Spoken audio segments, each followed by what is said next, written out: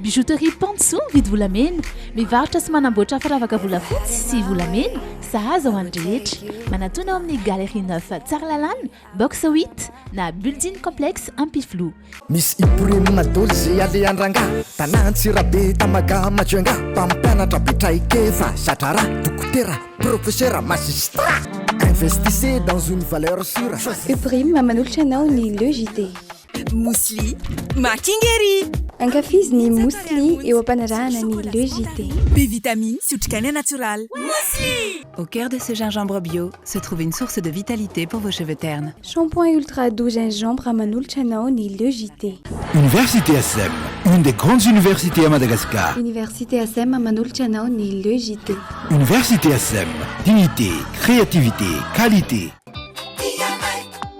Tiara manolotra ho anao ny Le JT. La saveur ultime des fruits. Tsara kokoa ny paoziny, matevina sy tsara kokoa ny fonony sy ny taratasiny. Dans la vie, il y a les premiers et il y a les autres. Blossom White manolotra anao ny Le JT. Blossom White dia amin'ny vidiny roanjato sy arivo ariary. Ye 5G Batelma, des actualités uniques, dynamiques et renversantes dans le JT.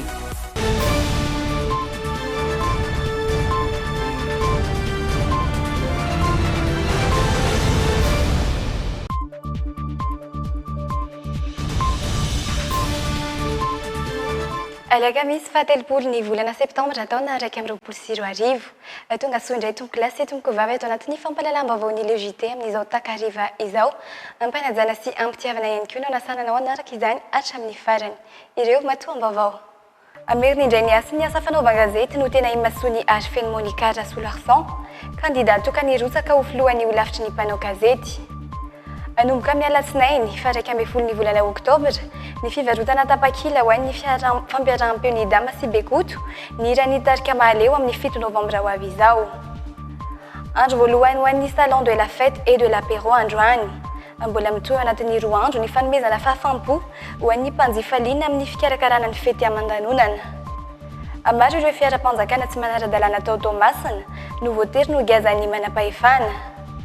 Tsisy vahiny afaka hanatrika ny lalao olimpika 2024 atao ao Pékin noho ny Covid-19. Isan'ireo matoam-baovao arahinao atao anatin'ny La Une.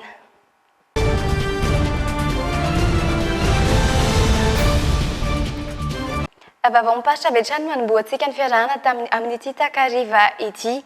Maro ireo fiara tsy manara-dalàna ao Tomasina manoloana ny fitsarana ara-teknika ny fiara-panjakana.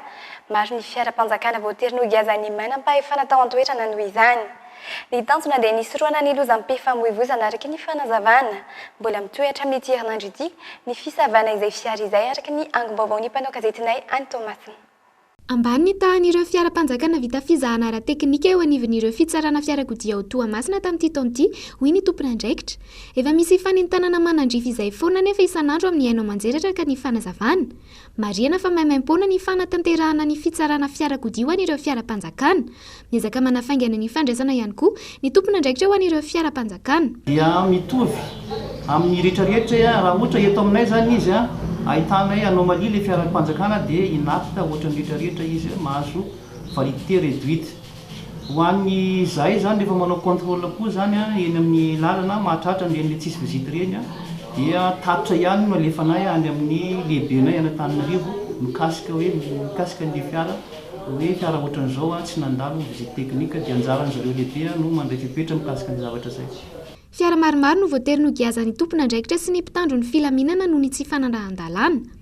Fiara tsy mataho-dalana sy Mazda miloko manga ampiasain'ny CSI na ny Central Intelligence Service avy ao amin'ny fiadidinan'ny Repoblika ihany koa no tsy nahitana taratasy fanamarinana ny fizahana ara-teknika natao. Ampiarina amin'ny rehetra ny lalàna velona eto Madagasikara araka ny nambaran'ny tompona andraikitra. Ao Toamasina, misy ireo manapatra ny fahefany, mampiasa fiara fitaterana bajaj izay no giazan'ny tompona andraikitra noho ny tsy fanarahan-dalàna ihany. Tsy nisy taratasy fanamarinana ny nahavitan'ny fitsarana ilay fiara. Mitohy hatramin'ity herinandro ity, ny hetsika fisavana araka ny tatitra. Isorohana ny lozam-pifamoivoizana sy tandrona ny ain'ny mpandeha no tanjona amin'ity hetsika ity. fandeha ny mahajanga kosindray isika iteo amin'ny sehatra rehetra ny kolikoly fomba fiasa mampanao no paikady hoentiny birao maleo tena miady amin'ny kolikoly na ny Bianco iadina amin'izany mampandray andraikitra ny tsirairay ho saiady amin'ny kolikoly ny tanjona araka ny angom-baovao ny Eriko Sambatra tanteriny ny aina rasolary manana sika sa mbola manana nametraka paikady iadina amin'ny kolikoly ny Bianco na ny birao maleo tena miady amin'ny kolikoly araka ny tale jeneraly nyity sampandraharaha ity Andriamatoa Lazandrianirina efa hita amin'ny sehatra rehetra mihitsy ny kolikoly tokony ho saiady amin'ny kolikoly ny tsirairay noho izany ho izy anisan'ny paikady entiny Bianco manoloan'izay ny fampianarana ny fomba fiasan'ny mampanao entina hampandraisana andraikitra ny tsirairay ahafahana mametraka rafitra ao amin'ny ady amin'ny kolikoly izany ao anatin'izay ihany koa tsy famonjana avy hatrany no sazy tokony ampiarina hoy ny tompona andraikitra fisorohana ny kolikoly no tsy maintsy atao tantaratra zany eo amin'ilay singa telo izay mandrafitra ny paikady-pirenena eo amin'ny fanabeazana ny eo amin'ny fisorohana ary eo amin'ny fampiarana ny lalàna ohatra fotsiny no teneniko aminareo eo amin'ny fanabeazana dia ianareo zao atao amin'ny haino manjery izay ao anatin'ny fiarahamonim-pirenena dia miara-miasa aminay hivoy ny ady amin'ny kolikoly mba hampanjary an'izany satria ny tanjona dia ny hoe fandavan'ireo olona izay voasarika hanao an'izany kolikoly nahatratra 14 ireo olona nahiditra amponja no niraharaha kolikoly tany Mahajanga nandritra ny volana janoary hatramin'izao septambra izao araka ny tatitra voarainay vola 900 tapitrisa ariary no voahodinkodina tamin'izany eo ihany koa ireo antota taratasy misa 470 eo andalam-pandiniana no ny fahaverezan'ny vola mitetina 10 miliara ariary tao amina tsenam-bary-panjakana no tsy hita popoka mandeha raha loatra ny zavatra misy eto Madagasikara dia hémorragie tiako tenenina ka rehefa misy hémorragie tsy voatery paikady anankiray na lalana anankiray no arahana ka hipetrahany le hoe famaizana foana fa fisorohana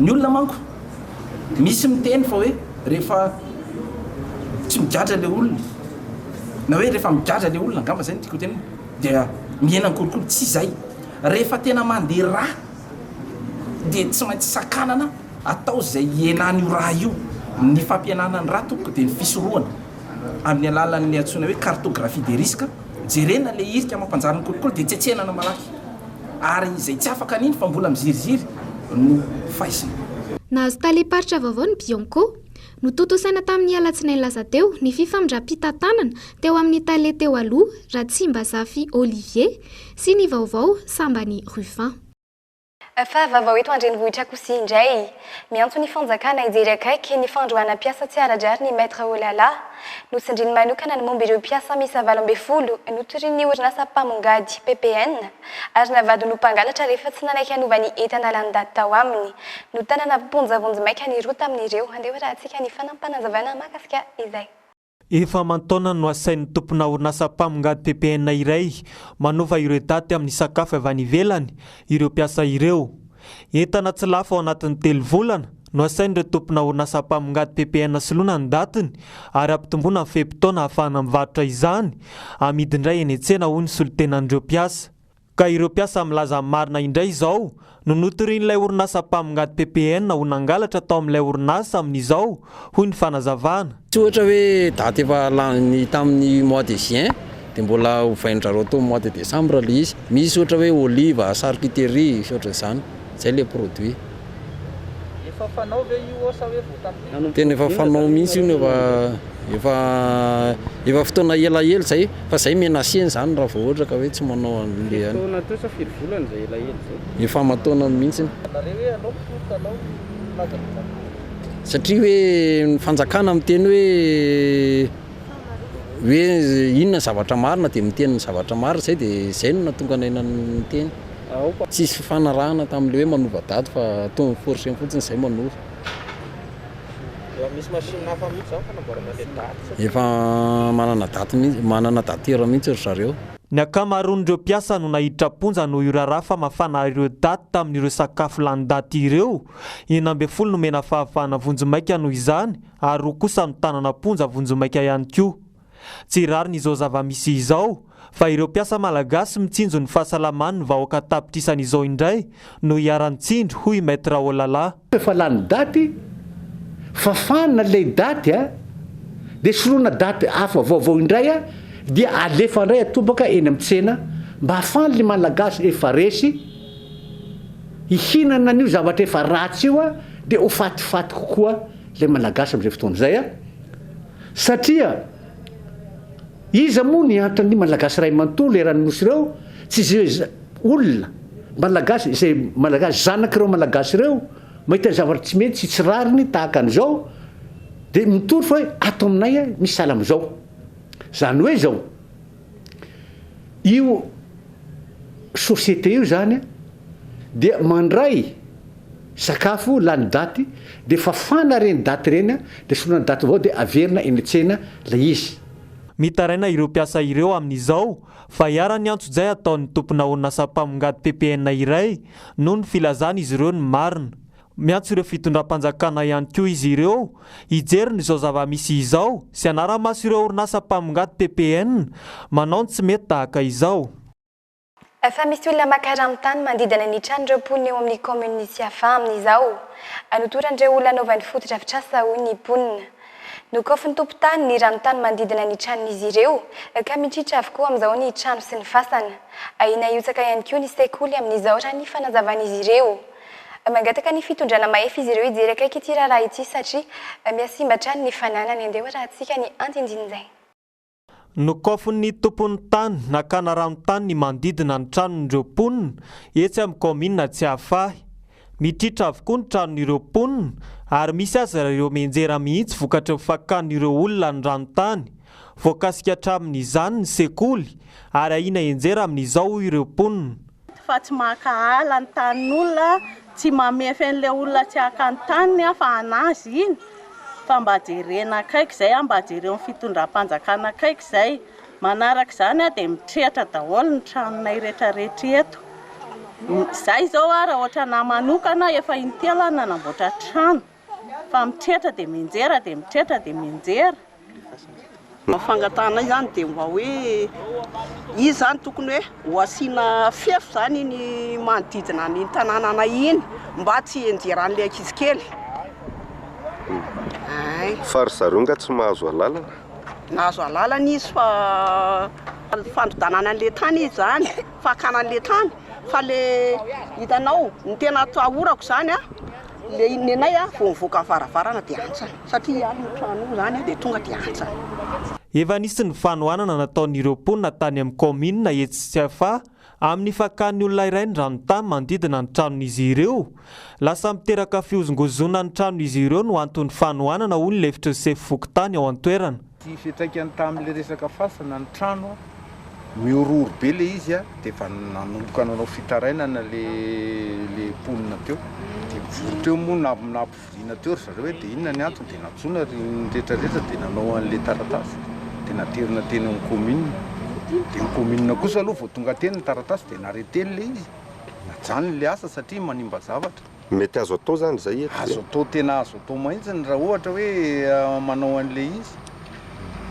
fa io zany a tsy resaka hoe ino zao andro zareo daholo ny tany rehetrarehetra iny fa rehefa tonga ny fampilazana hoe atsara le asa dia nijanona mangataka amin'ny fitondrana mahefa ireo mponina hijery izao zava-misy izao ary mangataka ilay olona manototra tany eny amin'ny commune tsy hafa ihany koa izy ireo mba hamefy ny faritra misy azy fa ina mety hiotsaka koa ny tany amin'ny fotoam-pahavaratra anatin'ny fizarana faharoa ny fampahalalam-baovao ianao izao na ny actu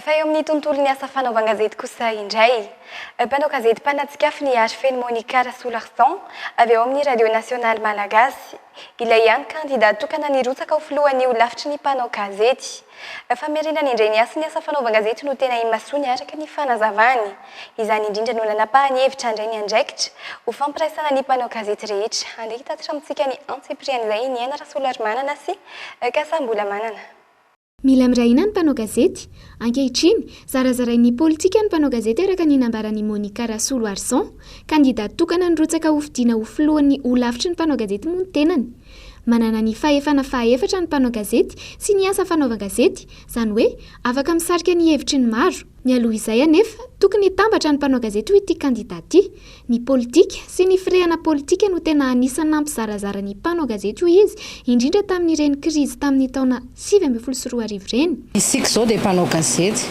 tsika ihany dia efa mahafantatra hoe tsika mitana fahefana fahefatra tsika ny afaka mibalanse afaka mibalize any mpitondra ny fanjakana ny fijery maro lafy ny mpanao politika fahefana fahefatra tsika afaka manove fa andao aloha iray iny ho fampiraisana ny mpanao gazety ilaina ny fananganana vondrona ho an'ny mpanao gazety mila amafisina ihany koa ny traikefa ny tsirairay izay misehatra anatin'ity azy ity ho ity kandidaty ihany ho tsinjarana isa-paritra isaky ny rubrika izay sahaniny sy isaky ny karazana hainy vakijery ny fiofanana ady amin'ny famerenana aroasina ho an'ny asa fanaovan-gazety sy ny maha-mpanao gazety ny tanjona mialoha izay anefa mila mirahina ny samy mpanao gazety Fatoerana tsy lavitry ny ranomasina iambovombe any amin'ny faritra andro iny tokony ho tombo ho andreom-ponina sy ny tanàna zany raha voatrandraka kanefa tsy nasarika sy tsy natao andreom-ponina hatramin'izay hiezaka mpianatra izany sy hanampy amin'ny fiofanana ary hanome fampitaovana ho an'ny mpanjono sy izay maniry hiditra amin'ny sehatry ny jono ny fitondrana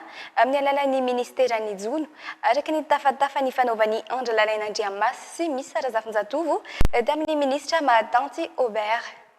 Sara raha ny aotra faingo isanjaton'ny mponina amin'ny faritra Androy noho ny velona sy mivelona amin'ny sehatry ny jono. Tsy nanao jono firy ny olona fa nirotsaka kokoa tany amin'ny sehatry ny fambolena sy ny fiompiana. Manana sisin-dranomasina amin'ny 400 kilometatra mahery nefa ny faritra Androy ary komuna manodidina ny 12 no manamorona ny ranomasina. Azo ivelomana tsara ny jono na dia atao fanampy ny fambolena sy ny fiompiana ihany aza. Ankoatra ny mahasakafo ireo hazan-dranomasina. Araka n'ilay fifampiresahana izay efa natao tamin'ny madame le coordonnateur national ny ONN tany Antananarivo dia nanentana ny olona ihany koa zany mba ho tafiditra ao anatin'ilay habitude alimentaire ny olona aty atsimo zany ilay misakafo resaka trondro zany. Dia ny antony zany dia io resaka trondro io dia tsy tafiditra tao anatin'ny habitude alimentaire ny olona taty atsimo zany. Dia amin'izao zany manomboka entanina zany ny olona mba tena ho tafiditra ao anatin'izay habitude alimentaire n'izay olona zay. Mbola misy olona aty mbola miresaka hoe zany fia zany zany trondro zany dia somary tsy dia tsaratsara malagnilagny zavatra sahala amin'izany zany. Dia mbola azarina zany ry zareo hoe mba ho tafiditra ao anatin'izay habitude alimentaire n'ry zareo zay. Isy tetikasan'ny ministeran'ny jono manokana mikasika ny tontolon'ny jono ho apetraka ny amin'ny faritra Androy. Isany koa ny fijerena ny fiainan'ireo mpanjono amin'ny alalan'ny fanentanana azy ireo hitsinjo ny hoaviny sy ireo zanany. Tafiditra ao anatin'izany ny fanentanana ny fandrindram-piterahana satria maro anaka ireo mpanjono raha araky ny hita maso any Androy. Concrètement zany raha ny projet ny ministère manokana dia ny mba hametraka resaka port de pêche. Dia azadino ao anatin'ilay port de pêche ahitana an'ilay école de pêche, misy an'ilay chantier naval. Ahitana n'ilay infrastructure hôtelière, ilay logistique pétrolière sy ny rehetrarehetra zany mifameno ireo zavatra reo. Eo amin'ilay resaka hoe ho fizarana lakana ohatran'izao iny zany tsy amin'izao satria tsy resaka lakana ny olana fa le olana zany eo amin'ilay embarquement sy débarquement satria misy an'ilay rocher. Dia io rocher io zany amin'ny alalan'ny tetikasa Prada ny GIZ dia ametrahany zareo zany karazana débarcadère ahafahana mifacilité na manamora ilay fandehanan'ilay lakana sy fiverenan'ilay lakana. Raha tsy haivina dia nalaza ratsy tamin'ny fisian'ny kere ny faritra Androy kanefa manan-karena vokatry ny ranomasina saingy tsy voatrandraka tsara zany. Antony nahatonga ny fitondram-panjakana anendry ny zanaky ny faritra Androy ho minisitra ka isan'izany ny ministry ny jono. Fa tsy manana fa tsy fitoerana ambony ho an'ny fampiofanana sy fikarohanan-dranomasina i Madagasikara. Any Toliara ao anatin'ny université any Toliara no misy azy. Miorina eny Morondrika, olana ny tsy fampin'ny fanampiana avy amin'ny ministera PIA sy ny fitondrana foibe any ka mikatso ny fikarohana rehetra. Mitatitra ny vavaontsika iandra lalaina Andriamasy sy misy sarazafinjatovo. Hatramin'ny taona 2000 no mankaty no tsy nahazo fanampiana ho an'ny fikarohana intsony ny IHSM na ivitoeram-pampianarana ambony ho an'ny fampiofana sy fikarohanan-dranomasina. Ivitoerana tokana na Madagasikara izay ao anatin'ny université ny Toliary. Ny marina koa dia efa nisy ny alohan'ny orenan'ny université ny Toliary. Taona maro lasa izay dia tsy nahazo afa-tsy nitety-bola ho fampandehanan-draharaha toy ny karam-pampianatra sy mpiasa sisa izany. Zava-dehibe ao ny tontolo an-dranomasina nefa ny fisiany izany tokony ho fanohitra ho an'ny toe-karena manga eto Madagasikara satria miezaka manova ny vina arakaraka ny filan'ny firenena ireo mpitantana mifandimby ao. Voalohany indrindra aloha momba ny oceanographia na fianarana momba ny firafitry ny ranomasina, fandehanany ranomasina, ny fiovaovan'ny toetrandro sy ny sisa dia manaraka an'izay fikarohana momba ny jono sy ny fitrandrahana harena an-dranomasina. Manaraka an'izay fikarohana momba ny fiompiana sy fambolena anaty rano. Misy koa fikarohana momba ny inareo zany fitenenana azy biotechnolojia na reny famadihana vokatra na sisam-bokatra avy any amin'ny ranomasina ho lasa vokatra azo trandrahana indray mandeha. Dia misy ankoatran'izay fikarohana mazava ho azy momba ny fahasalamana. Isa-taona eto Madagasikara rehefa fotoana mafana reny ohatra dia misy foana olona maty mihinana trondro tsy tokony hohanina fa misy poizina, dia misy fikarohana mombamomba an'izay koa zany. Amin'ny ankapobeny azo sokajiana ho zay ny fikarohana ato aminay. Mbola misy anankiray koa aza na dia tsy dia kapoaka anay loatra momba ny vahoaka, ny mpitrandraka le olona zany, ohatra hoe mampalaza ny atsimo andrefana moa zao ny vezo. Misy ihany koa zany fikarohana momba ny fombafomban zareo, ahoana ny fomba ahafahan zareo miaina amin'le fiovaovana misy zao. Mizary roa miavaka tsara ny asa tao ao amin'ny IHSM dia ny fampiofanana teknisiana sy enjenera ho an'ny famokarana sy mpitantana momba ny ranomasina sy tontolo iainana ankapobeny ary ny fikarohana izay rano miasa amin'ny sampana sy fitoeram-piofanana ambony lehibe maro maneran'izao tontolo zao. Hita fa mihalany foana ny harena anaty rano, ny harena tiako teneny eto, ny harena harena biby sy zava-maniry, tsy dia miresaka harena kibony tany loatra zahay ato. Dia mihatsiampy foana ireny harena ireny, trondro raha hoanitsika sy trandrahan'ny mpanjono ohatra. Dia ahoana indray ny fomba mba hatao mba hoentsika handresena an'izay voalohany aloha hitantanana an'izay le resako teo hoe vala-javaboary, fa avy eo indray inandray ny vahaolana. Dia teo indray hoe andao indray tsika hiroso hitady lalam-barotra vaovao, lalam-pikarohana vaovao ho fambolena sy fiompiana amin'ny lafin'ny fiompiana. Dia nanomboka tany amin'ny taona 2000 tany no nanomboka ny fikarohana ny fiompiana zanga ohatra. Zanga dia tapitra moa fikarohana tany amin'ny valo sy 2000 tany dia lasa nanangana nomena ny seratra tsy miankina le teknôlôjia. Dia zareo no mamokatra amin'izay, tsy dia misy idirana intsony zay fa hoe manano fotsiny. Dia zareo zao ohatra anankiray zao hitantsika fisian'ny IOT na Indian Ocean Trepang izay mpamokatra ngeza be aty amin'ny faritra andrefan'ny Ocean Indiana aty mamokatra zanga antaonany maro isa-taona. Dia tsy zohina aminareo koa mitsika koa moa ny famokarana lomotra ohatra, lomotra ny ranomasina izay valim-pikarohana efa ela be io fa somary nangingina izy tany amin'ny taona 90 tany tratry ny aretina. Dia avy eo tatindray hoe ahoana ny fomba hamerena antsika ny fambolena lomotra iny, ahoana ny hiadiantsika amin'ilay aretina izay nandringana anazy tamin'izay. Dia nisy vahaolana indray natao tamin'izay, dia amin'izao zany izy verina indray zao ny resaka fambolena lomotra ohatra anankiray izay resako izay. Ohatra anankiray ngeza be koa angamba ny resaka drakaka. Dia ny fikarohana atao momba ny drakaka zao ankoatry ny hoe fikarohana momba ny hoe firma ny tahiry ananantsika izay tokony hatao, izay tsy ampy izy amin'izao aloha tsara no manamarika an'izay, tsy ampy izay fikarohana izay zany hoe tsy fantatsika tsara amin'izay firmarina ny tahirina drakaka ananantsika. Satria mila an'izay ny ohatra ny ministera zao alohan'ny hanome hoe firy no omena alalana hanondrana, tsy fantatsika raha ny ananantsika ao anatin'ny garde-manger-tsika. Dia izay zao dia efa fikarohana izay zavatra anankiray izay. Fananona amin'ireo mpianatra afaka baccalauréat no idiranao. Misy fandraisana anjara kely avy amin'ny mpianatra ny fanatosana ny fandaharam-pianarana sy fifanana mba ho ampiasaina ny fianarana ihany toy ny fandehanana amin'ny vedety any anaty ranomasina.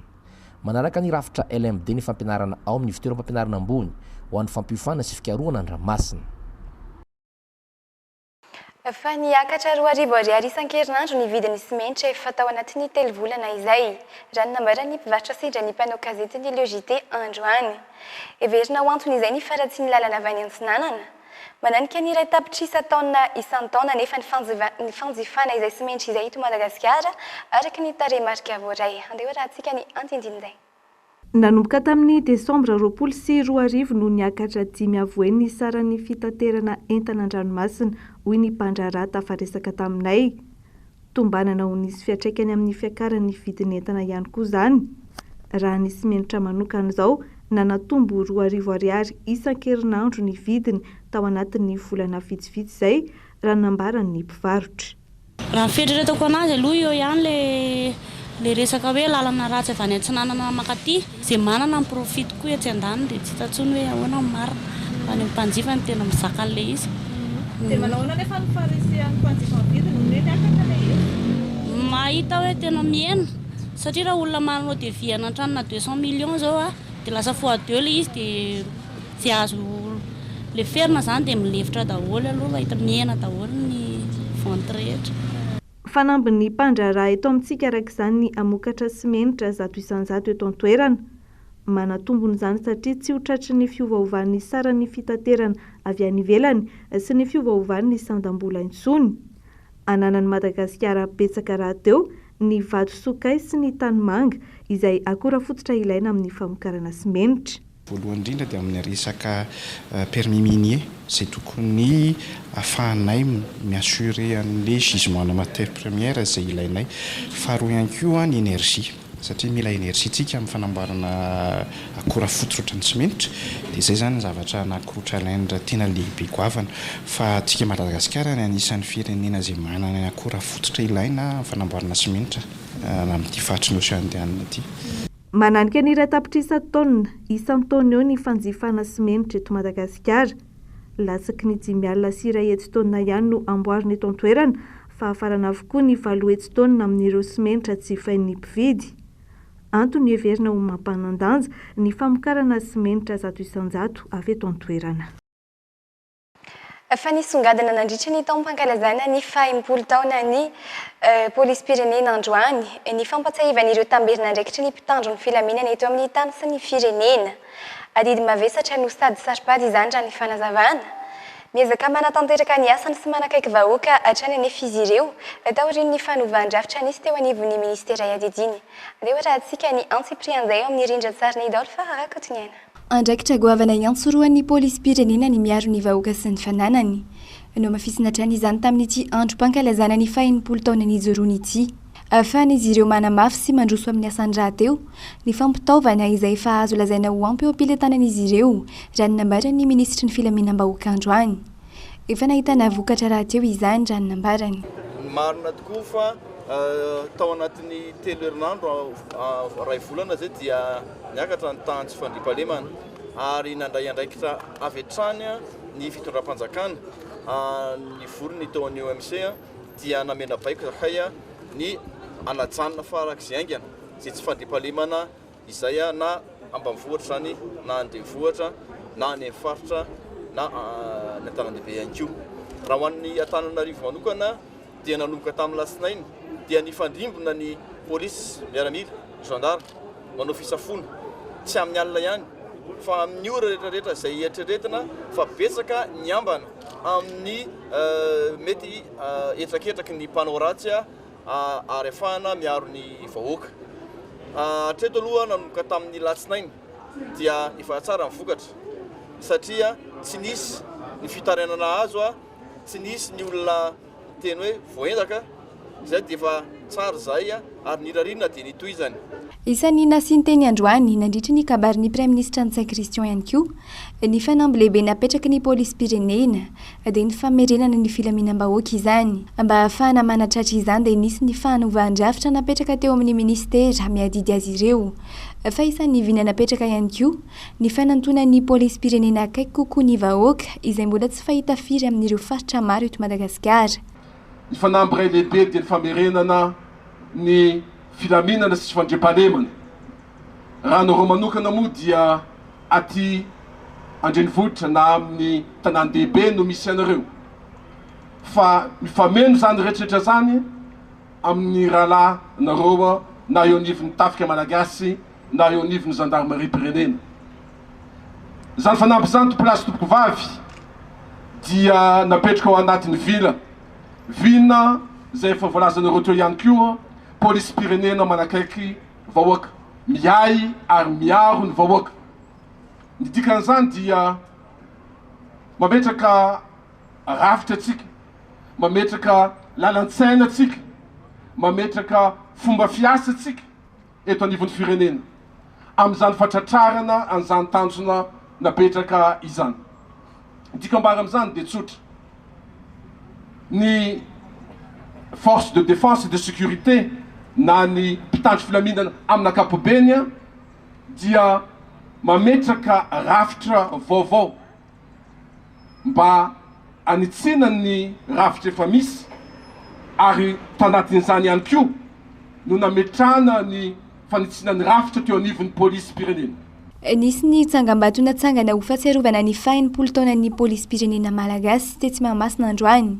Ankoatr'izay, nisy ihany koa ny fahatsiarovan'ireo mpitandro ny filaminana lava am-perinasa sy ireo efa navita ny adidy masina ny ansoroany teto amin'ny firenena.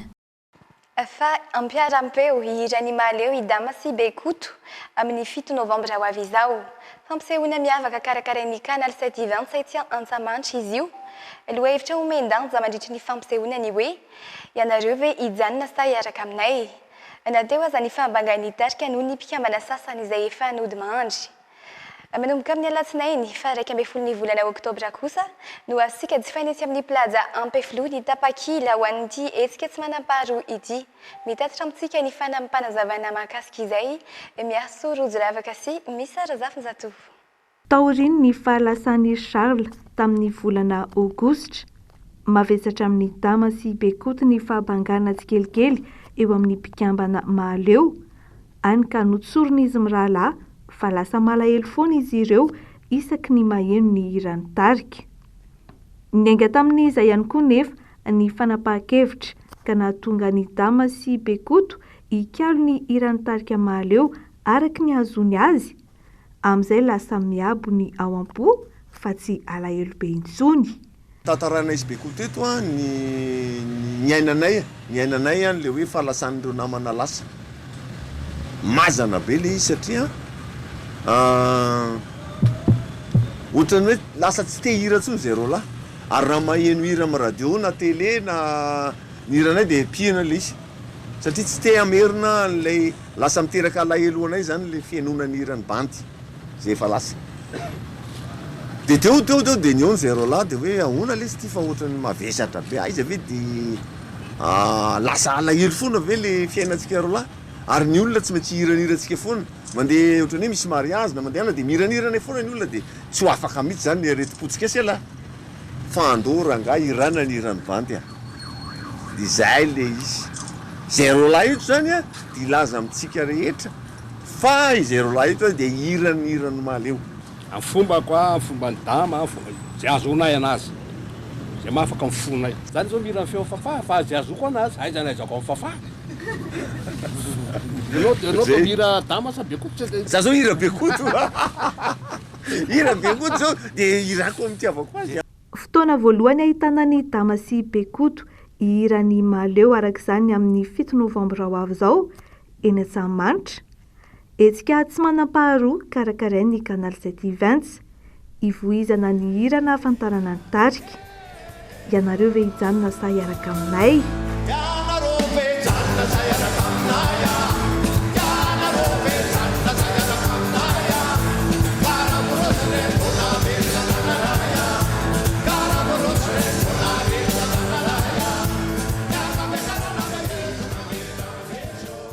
No hoe hojerenero lahy hoe tafita ve ny afatra hoe mbola tafarady ve tsika ary mifanotrina ve tsika tady courage zany zay rola dia tonga fa manampy anay rola satria izay rola hirany maleo amin'ny fizarana voalohany zay rola rery dia fizarana faharoa misy an'ireo namana mpitendry zay niara-dita aminay dia misy koa mpanatalenta tanora ny hiranay amin'izay reveny azy mahay malehibe ry zareo zay anaovany azy fa tsy atao makatahaka zay zany fa le hoe tena hoe talenta zany no asogadana. Tafiditra indrindra ao anatin'ny fanamariana ny 15 taona ny mahaleo ity fampisehoana eny Antsamanitra ity. Fanambiny tarika ny mampita fanilo amin'ireo mpankafy ary mampirisika azy ireo hirany mahaleo araky ny fiteniny isaky ny faritra misy azy. Zay aloha tsy anynofo hoe azo atao zany misy relève zany. Na ianao ara ianao rery ihany tsisy mahasolo anao. Ny hirany mahaleo tsy efa manomboka tsy anay mahaleo rery tsony a. Fa lasa ohatrany hoe soa iombonana le hiranay zany. Alefa daholo ny talentanareo amin'ny fahaizana mihirany mahaleo amin'ny tiavanareo azy. Raisoanareo le hira. Dia efa miomana ianao babaika fa babaika ny hirany nanao ny hirany farakely amin'ny fiteny any avaratra. Fiteny avaratra. Manja be. Teofila Mambasta koa manao hirany mahaleo zao. Dia Teo Rakotovao mihirany naonakay amin'ny fiteny tonga dia manja be. Eny Antsahamanitra ary ny fotoanantsika mpankafiny tarika. Seo voalohany ahitana ny fampiaraham-peon'ny Dama sy Bekoto hihira ny mahaleo. Anomboka amin'ny 2 ratolakandro ny fampisehoana amin'io Alahady 7 Novambra io. Azontsika jifaina eny amin'ny plaza Ampefilo kosa ny Tapakila manomboka ny Alatsinainy 12 Oktobra izao.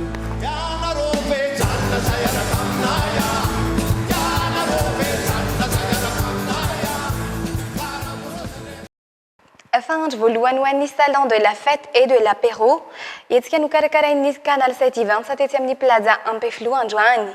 Betsaka ireo liana tamin'ny fitsidian'ireo trano eva maro isan-karazany hita teny an-toerana. Mbola mitoerana ampitso zoma sy sabotsy ho avy izao ny etsika. Entanina trany ary isika rehetra andalo eny amin'ny plaza hijery ireo ilaina rehetra amin'ny fikarakarana ny fety aman-danonana. Nanomboka androany ny etsika salon de la fête et de l'apéro tetsy amin'ny plaza Ampefilo. Etsika izay miompana indrindra amin'ny fanampinana ao amin'ny fikarakarana fety aman-danonana sy ny tontolony. Misy ihany koa ny fanandraman'ireo vokatra ampiratina ho fanomezana fahafaham-po anao mpanjifa.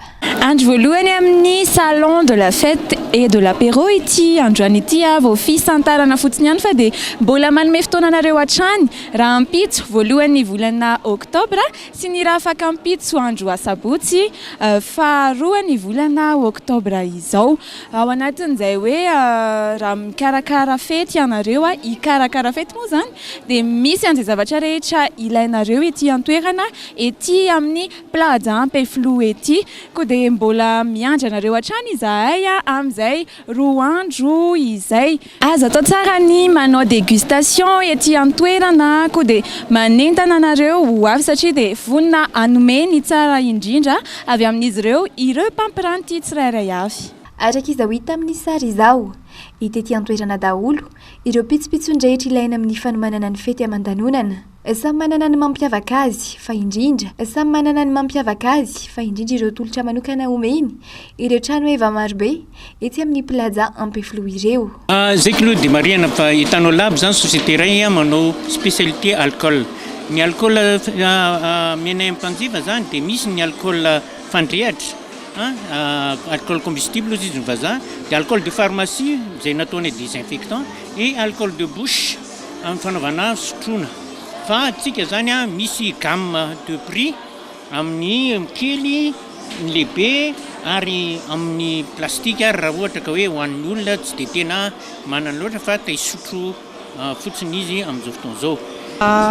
Manasa antsika ho tonga eto amin'ny standny Fermain mandritra ny salon de l'apéro et de la fête. Ny spécialité ny Fermain moa dia sésame ary koa ireo vokatray mahakasika ny baobab. Misy fanandramana be da be eto aminay na nohanina na koa ny menaka izay azo ahositra amin'ny tarehy, azo ahositra amin'ny vatana. Dia manasa antsika hijery an'izay. Misy dégustation maro isan-karazany aty dia ary koa misy vokatra vao maro isan-karazany. Zahay zany espace soasy tsara andrany velailafy ato amin'ny salon de l'apéro dia raha ohatra zany nareo ka ato amin'ny salon nareo hatramin'ny sabotsy no manao réservation pour 2022 dia mahazo promotion mariaky ihany koa fa raha ohatra ka hoe zahay no manao ny sakafo dia gratuit ny salle raha ohatra ka hoe any aminay. Mbola hitohirana ampitso voalohany volana oktobra sy ny asabotsy faharoany volana oktobra ho avy izao ny etsika salon de la fête et de l'apéro ety amin'ny plaza Ampefilo. Misokatra ho an'ny rehetra amin'ny vidim-pidirana 2 ariary monja ny eny an-toerana. Tongava maro ary fa natao hanomezana fahafaham-po anao mpanjifa ny fampirantiana rehetra amin'ireo andro roa sisa ireo. Fa toeram-pisakafoana tsy zoviana maro intsony ny Man Fast Food.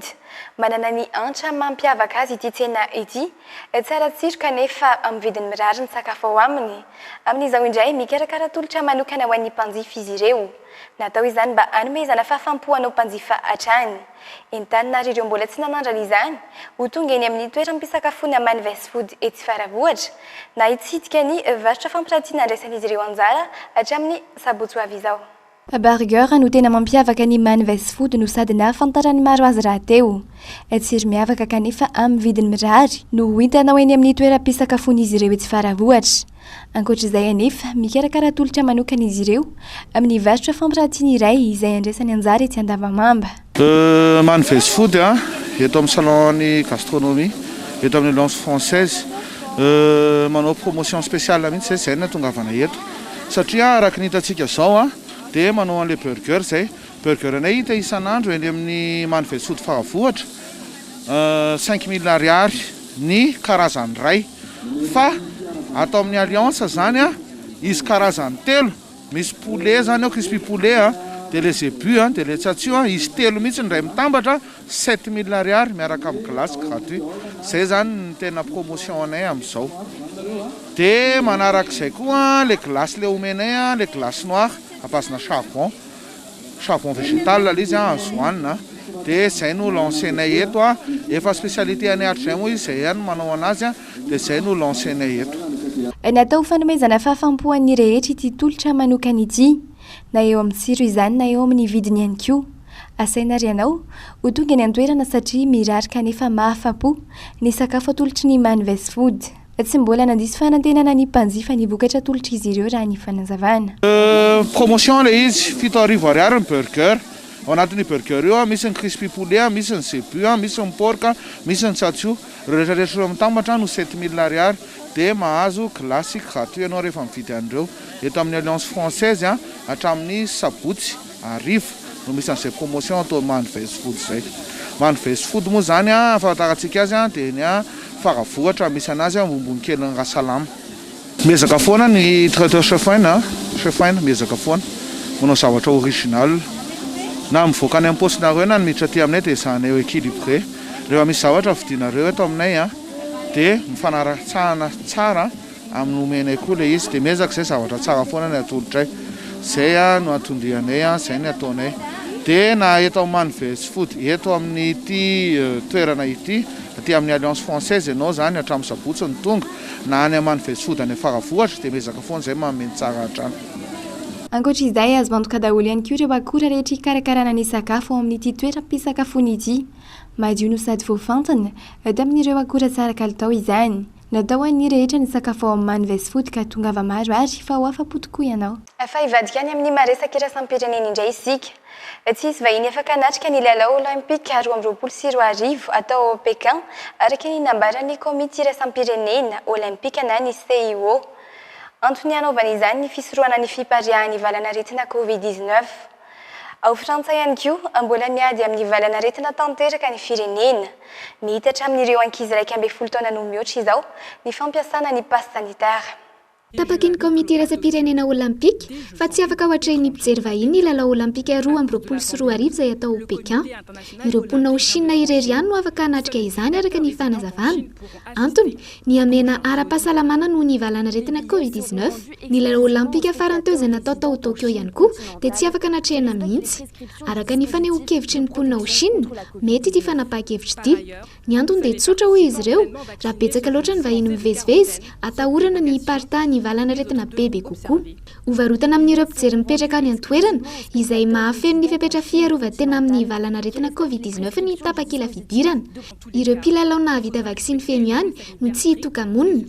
Mariana fa 20 andro no hitoka-monina ireo tsy nahavita izany.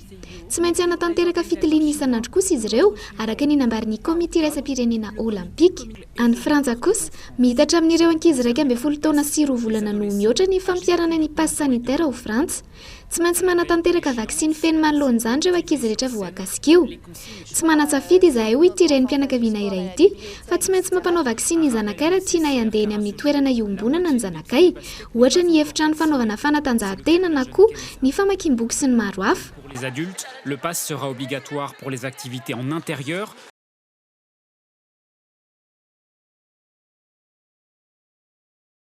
Mialohan'ny tena isarahantsika eto amin'ny kilasy tompoko vavy dia indro atolotra aminao ny vinany mety ho toetry ny andro ho an'ny rampitso.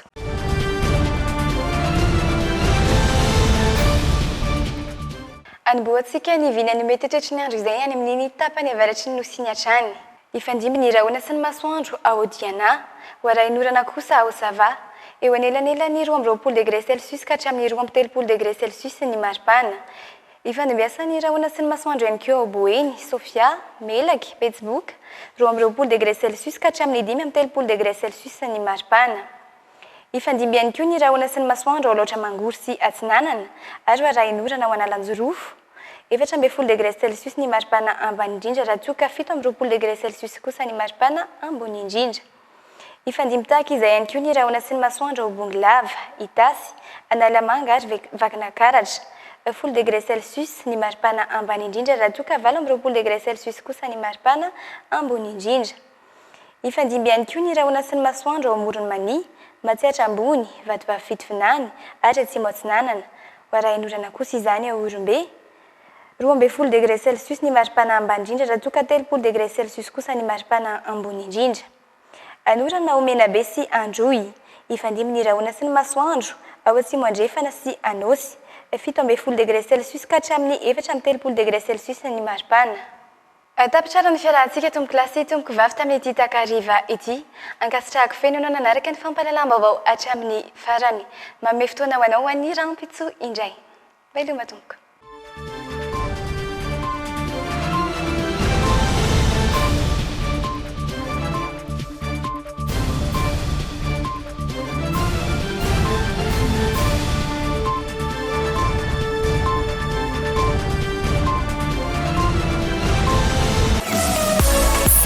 Tellement des actualités uniques, dynamiques et renversantes dans le JT.